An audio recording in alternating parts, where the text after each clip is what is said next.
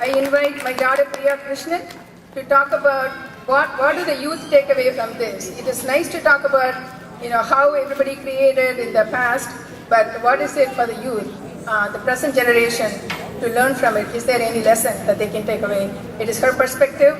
I invite Priya Krishnan to the stage.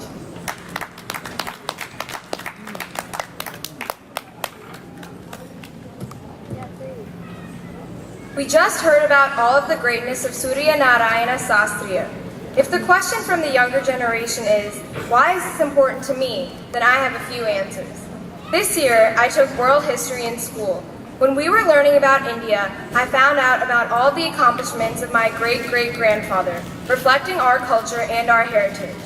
As the youth living in the United States, there are a few lessons that we can take away from his life. Sastriar had a very supportive family.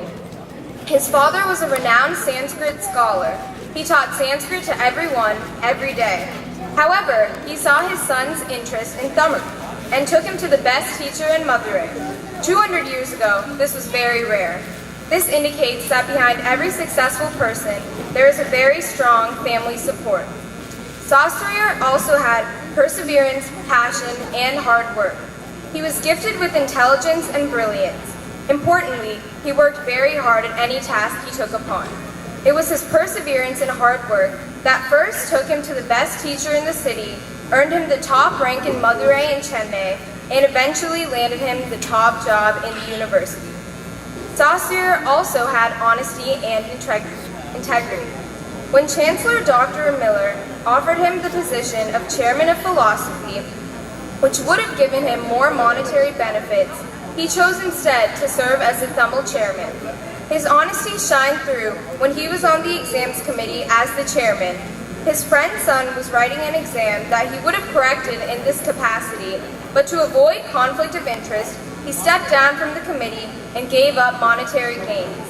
In addition, he did not fear the authority of the British rulers in India at that time, and he always spoke the truth.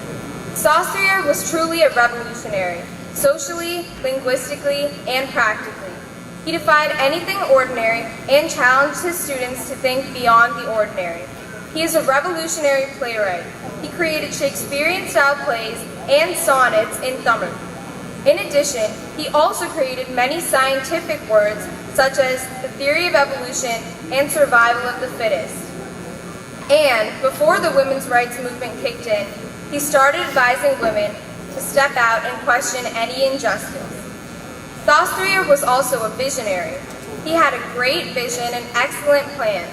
That's why we're still talking about him after 200 years, even though he only lived for 33 years. He not only excelled and delivered, but he also groomed a set of individuals to take on his task, which was very clever of him. His students continue to implement his vision through various books today. To sum up, I am very proud to say that my great-great-grandfather stands as a great example.